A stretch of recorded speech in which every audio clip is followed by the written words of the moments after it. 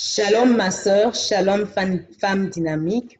Je commence par me présenter pour celles qui ne me connaissent pas et celles qui m'ont peut-être oublié. Je suis votre sœur et votre servante Nathalie Lumbu, ou encore Nathalie Kapumba, génération Joël Kolwezi et Lubumbashi aussi. Mais depuis quelques années, j'habite au Canada. Je suis mariée au pasteur Thierry Lumbu, que plusieurs connaissent certainement. Et ensemble, nous servons le Seigneur et avons la grâce de conduire l'Église Maison de la Restauration ici au Québec. Je bénis le Seigneur pour le travail que font toutes les femmes dynamiques. C'est un travail formidable. C'est vraiment un travail formidable et son impact se voit, son impact est grand et puissant partout à travers le monde. Je suis vraiment heureuse de faire partie de cette grande famille et je bénis le Seigneur pour la vision et pour l'extension de cette vision. Bien qu'étant loin physiquement, je suis avec vous en esprit et je reconnais cette grâce que Dieu a répandue sur chacune de vous. Je vous suis, chacune de vous a une grâce particulière. Vous êtes merveilleuse et formidable. J'aimerais que là où tu te trouves, quelle que soit la tâche que Dieu t'a confiée, que tu réalises combien tu es importante pour l'extension du royaume de Dieu sur la terre. Combien ta contribution à toi est capitale pour le salut des âmes. Au cours de ces moments de prière, pendant ce temps où Dieu m'a accordé de me joindre à vous, Dieu m'a fait réaliser les promesses qui sont sur toi, femme. Les promesses qu'il a faites sur les femmes dynamiques.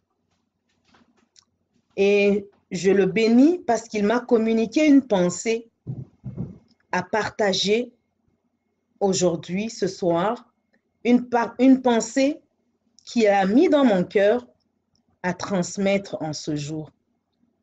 Cette pensée se trouve dans Galates 4, 28 jusqu'au verset 30.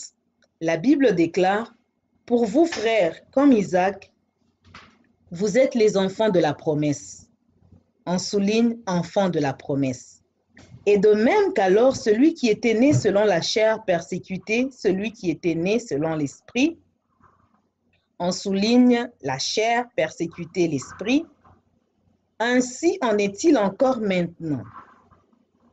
Mais que dit l'Écriture? Chasse l'esclave et son fils. On souligne chasse l'esclave et son fils, car le fils de l'esclave n'héritera pas avec le fils de la femme libre. Yes. Le fils de l'esclave n'héritera pas avec le fils de la femme libre. Bien-aimé dans le Seigneur, comme du temps d'Abraham, ainsi en est-il encore maintenant dans ta vie et dans ma vie. Il y avait une promesse que Dieu avait faite à Abraham, mais il y avait quelque chose d'autre. Alors que la promesse a été faite, il naquit. Il y eut un ennemi de la promesse qui est né dans la maison d'Abraham, qui est né du sein d'Abraham. Que dans ce texte que nous venons de lire, on l'appelle le fils de l'esclave, le fils de Agar. Femme dynamique, le Seigneur t'a fait une promesse, certainement.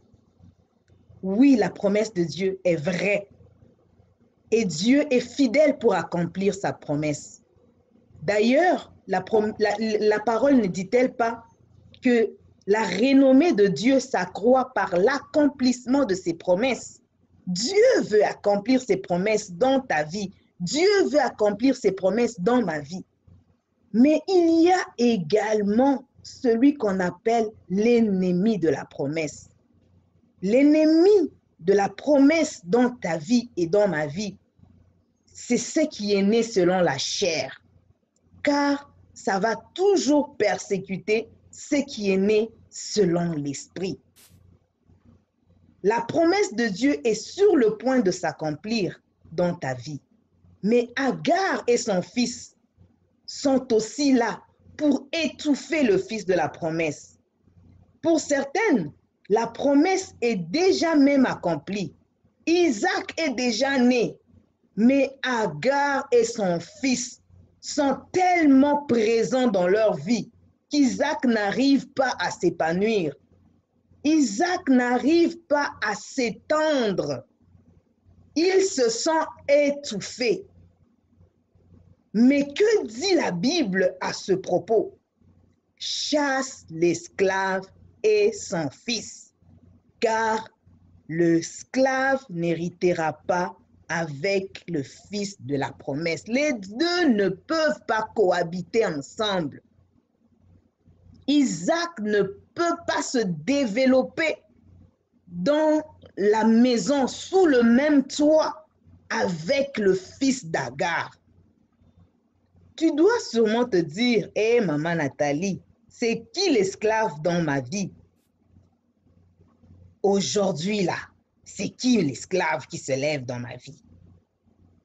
Le Seigneur m'a permis d'identifier quelques éléments qui représentent aujourd'hui Agar et son fils. Des éléments qui peuvent se lever dans la vie de la femme pour produire des obstacles qui l'empêchent de saisir et de jouir de la promesse de Dieu. Le premier élément identifié, c'est le pouvoir des médias et des réseaux sociaux pendant ces moments. Femmes, les nouvelles, il y en a beaucoup maintenant. Ça afflue sur les réseaux sociaux. Mais ce que tu lis, ce que tu écoutes, sache que ça peut empoisonner tes pensées. Ça peut étouffer ton esprit. Ça peut conditionner ta vie, ta façon de faire dans ta maison ou dans ta famille. Est-ce que tu fais du triage quand tu reçois les nouvelles? Est-ce que tu fais du triage pour dire ça c'est bon? Tu fais du triage avec l'esprit de discernement que le Seigneur nous a donné pour dire est-ce que je peux prendre ou je peux laisser cette nouvelle qui me tombe sur les yeux, que j'ai entendue dans mes oreilles. Ne laisse pas les médias, les réseaux sociaux ou la réalité de ce monde alimenter tes pensées et ton âme. Les médias parlent aujourd'hui du taux de chômage qui va augmenter, des statistiques des morts que va provoquer la pandémie, le taux de divorce qui sera élevé avec le confinement. Femme, chasse l'esclave et son fils. Le fils de l'esclave n'héritera pas avec le fils de la promesse. Ces choses étouffent la pensée, la parole et la promesse de Dieu dans ton cœur. Ma sœur, c'est le temps de repasser dans ton cœur les promesses de Dieu. David a dit, ta promesse me rend la vie. Quand autour de toi c'est le chaos, repasse les promesses de l'Éternel afin que tu aies en toi la vie. Nous sommes filles d'Abraham. Notre foi est basée sur la parole de Dieu afin de saisir ses promesses. Ne gaspille pas ta foi dans une théorie humaine qui va étouffer la promesse que Dieu t'a faite, la promesse que tu as reçue. Chasse les œuvres de la chair loin de toi. Refuse de prêter ton oreille à n'importe quoi. Le deuxième élément que le Seigneur m'a permis d'identifier en ces moments, ce sont les réalités qui nous entourent. Ce que tu vis, ce que tu perçois par tes quatre sens. La Bible déclare que Moïse, lui, c'était un homme qui marchait comme voyant l'invisible. Malgré la résistance de Pharaon à laisser partir Israël, il savait et savait encore que le Dieu qui a fait la promesse de libérer son peuple, ce Dieu-là est fidèle. Même si Pharaon semblait mener le jeu, même si Pharaon semblait prendre le contrôle de la situation en multipliant la souffrance du peuple de Dieu, Moïse croyait encore et encore que le Dieu de la promesse est fidèle et qu'il est capable, non seulement il est fidèle, il est aussi capable de libérer son peuple.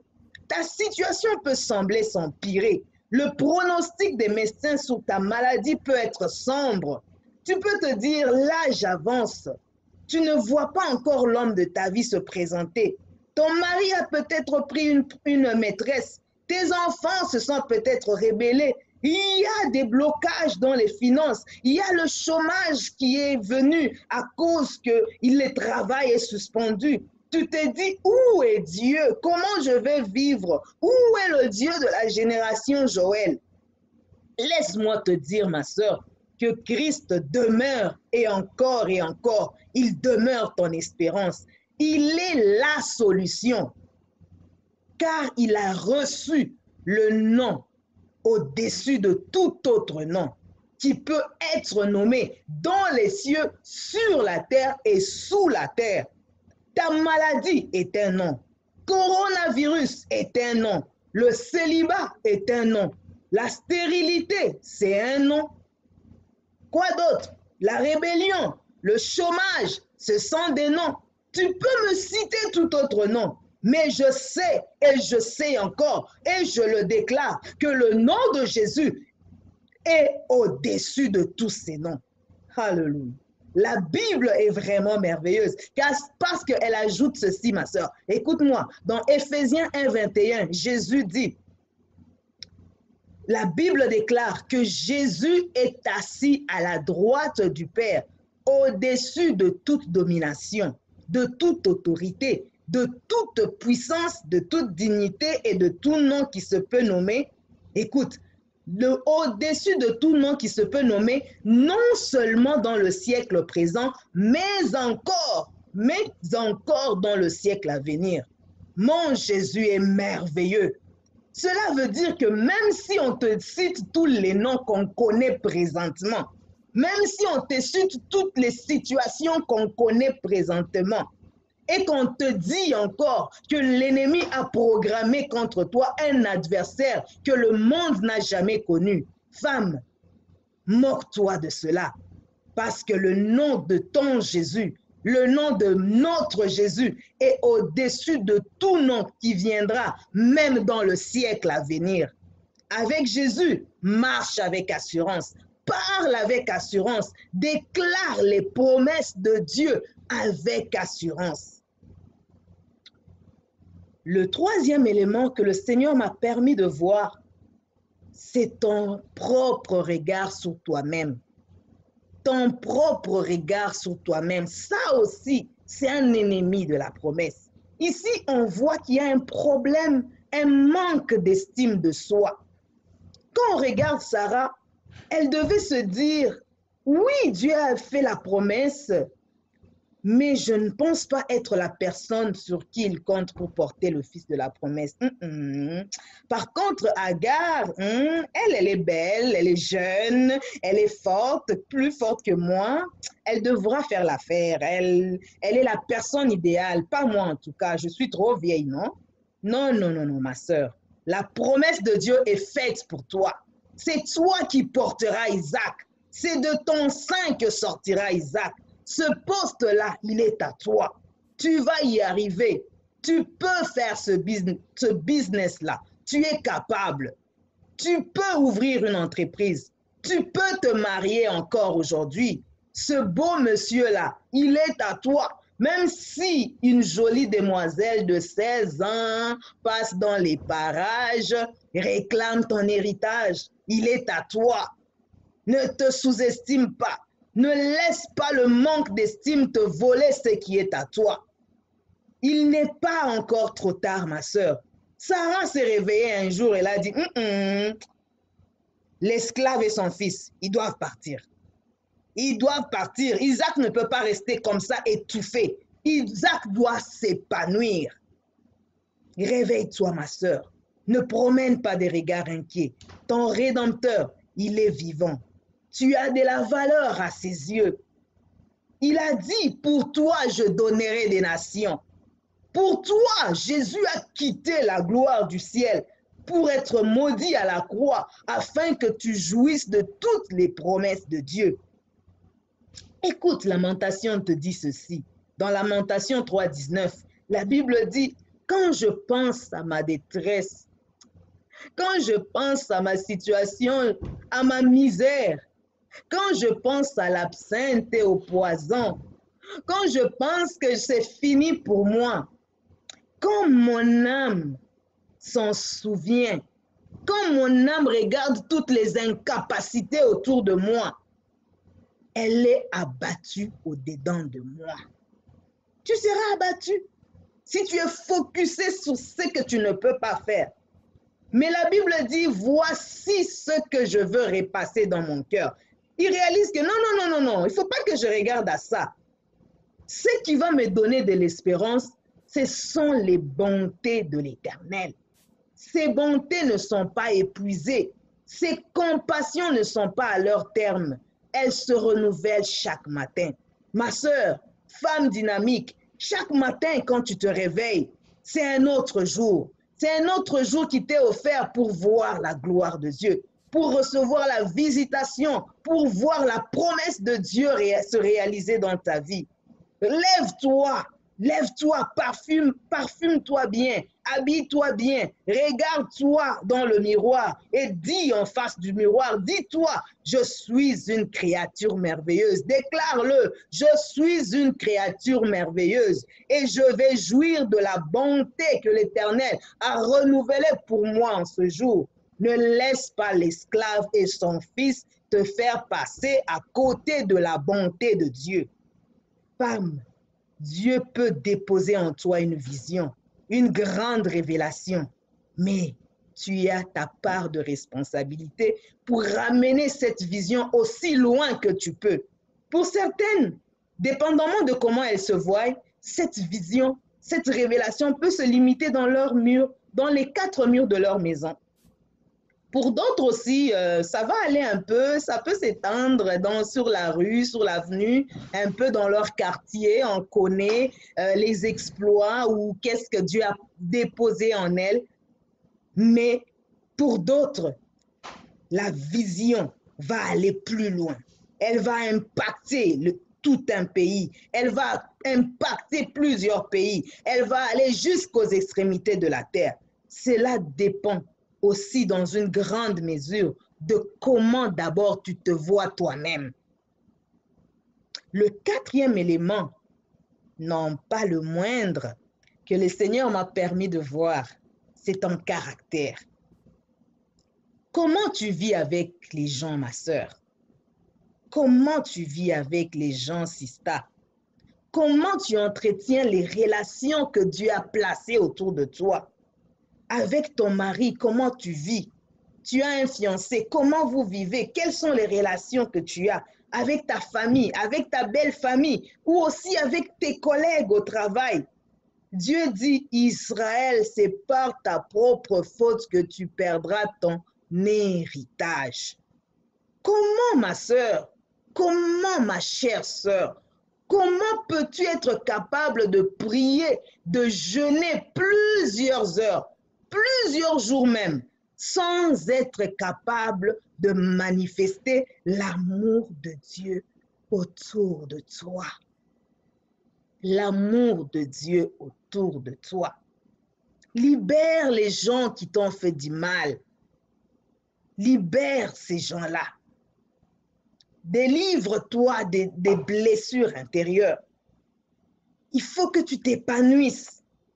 Communique la vie autour de toi, au travers ton comportement, au travers ton caractère. La Bible dit dans 2 Corinthiens 2,15, la Bible dit que par nous, Christ répand l'odeur de sa connaissance. Nous sommes le véhicule qui répand l'odeur de la connaissance de Christ. La Bible dit que nous sommes pour Dieu la bonne odeur de Christ. Or, Dieu est amour. C'est un Dieu de paix. Tu sais, ma sœur, il y a des portes qui vont s'ouvrir devant toi juste parce que tu as un bon caractère. On va voir que non, c'est une bonne personne. C'est la personne idéale pour ce poste-là. C'est la personne idéale pour ce mariage-là. C'est la personne idéale pour telle ou telle autre chose. La femme sunamite n'a jamais demandé d'enfant, mais sa bienveillance, son bon cœur a poussé l'homme de Dieu à chercher quoi faire pour la bénir, quoi faire pour réjouir son cœur. Ne prie pas seulement, pose aussi des bonnes actions autour de toi. Pose aussi des bonnes actions. Est-ce que ta belle-mère peut témoigner que tu aimes Dieu? Est-ce que ta belle famille peut dire que notre fille là, elle l'aime? Non, non, ils savent que tu pries. Oui, oui, ils savent que tu pries. Mais est-ce qu'ils peuvent témoigner aussi que tu aimes Dieu? Prier, c'est une autre chose. Manifester l'amour de Dieu autour de toi, c'en est une autre. C'en est une autre. Manifeste l'amour de Dieu autour de toi. La Bible dit que la femme, dans 1 Pierre 3, que la femme doit avoir la beauté du cœur. Cette beauté intérieure qui est un esprit doux et paisible, qui est d'un grand prix devant Dieu. Cette beauté que possédaient les saintes femmes qui espéraient en Dieu, soumises à leur mari. C'est ça. Est-ce que tu respectes ton mari? Tu es soumise à ton mari? Comme Sarah, la Bible dit, qui obéissait à Abraham en l'appelant son Seigneur. C'est d'elle que nous sommes devenus filles, en faisant ce qui est bien. En faisant ce qui est bien. Alléluia. Sur base de cette parole, nous allons prier maintenant. Dans l'heure qui va suivre, nous allons prier. Et laisse-moi pendant ce temps te prêter quelques pensées pour la prière. Premièrement, la pensée de prière me pousse à dire, à te demander, à nous demander, de demander à Dieu de nous donner la beauté intérieure. Qu'il enlève de ton cœur la méchanceté, la rancune, la haine, la jalousie, l'orgueil. Que Dieu te donne un cœur nouveau, un cœur pur et agréable devant lui. Que tu sois capable de faire du bien sans te lasser. Que tu sois capable de faire du bien sans te fatiguer. Que tu sois capable de faire du bien. Ensuite, tu vas détruire tout ce qui s'oppose aux promesses de Dieu dans ta vie. Tu vas te lever, ma sœur. Nous allons nous lever en prière. Nous allons nous lever afin de détruire tout ce qui s'oppose aux promesses de Dieu dans notre vie. Ce qui nous empêche de nous épanouir, de vivre ce que Christ a accompli pour nous à la croix de Golgotha. Demande le feu de Dieu sur ton mariage, sur tes fiançailles, sur ta famille, sur tes finances, que le feu de Dieu descende. La Bible nous dit dans Cantique de Cantique 15, prenez-nous ce renard, les petits renards qui ravagent les vignes, car nos vignes sont en fleurs. Nos vignes sont en fleurs.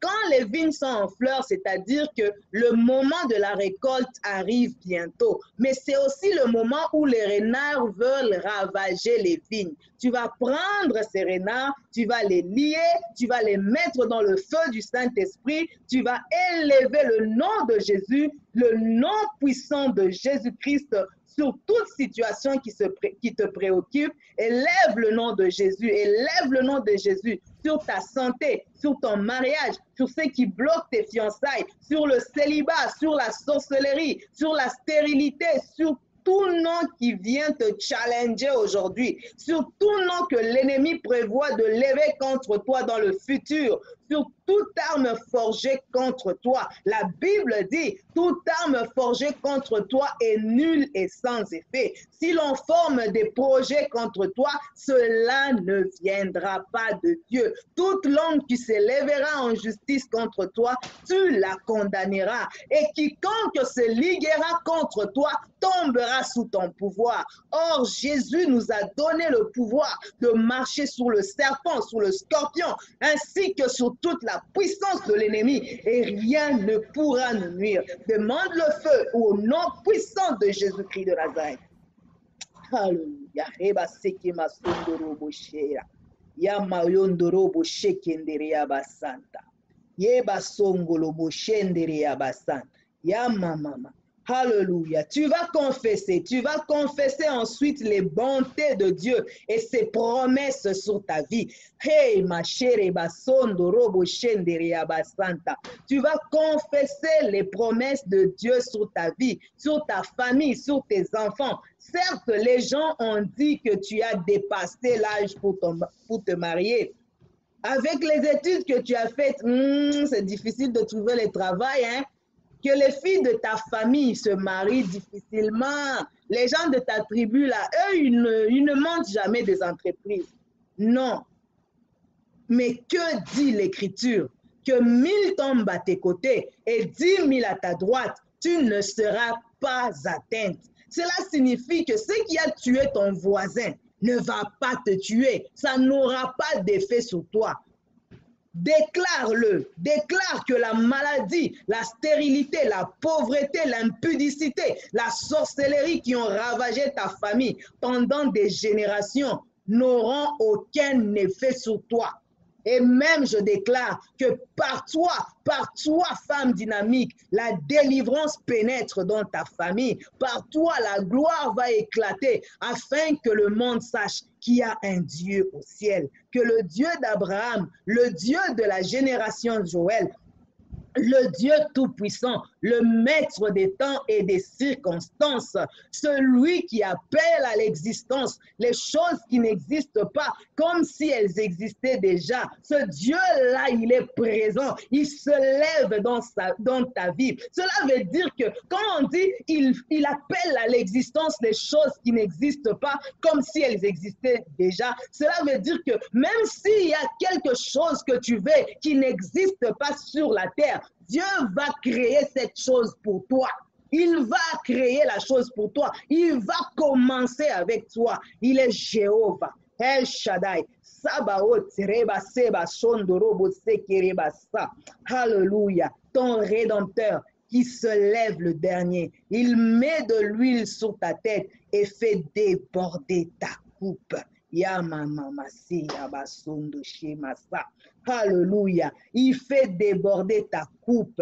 Je vois l'Éternel élever des femmes pour ces temps de la fin. Oui, tu es parmi les femmes que l'Éternel est en train d'élever afin de manifester sa puissance, sa gloire dans ce monde. Proclame le nom de l'Éternel, proclame le nom de l'Éternel, l'Éternel des armées. Proclame ce nom sur ta maison, sur ta famille, sur tes fiançailles, sur ton pays. Il fera passer toute sa bonté devant toi. Oui, je le déclare. Oui, je te le confirme. Il fera passer toute sa bonté devant toi. Et déclare son nom. Déclare le nom de l'Éternel. Merci Jésus, merci Éternel. Rabase masondorobo shanda. Yamama sokorobo shirabase. Yandarabasanta. Merci Jésus. Que mon Dieu vous bénisse. Que mon Dieu vous bénisse. Qu'il restaure vos vies. Qu'il restaure vos familles. Qu'il vous restaure. Qu'il restaure vos vies. Merci Jésus. Qu'il vous restaure. Qu'il vous bénisse. Dans le nom merveilleux de Jésus-Christ. Amen et Amen.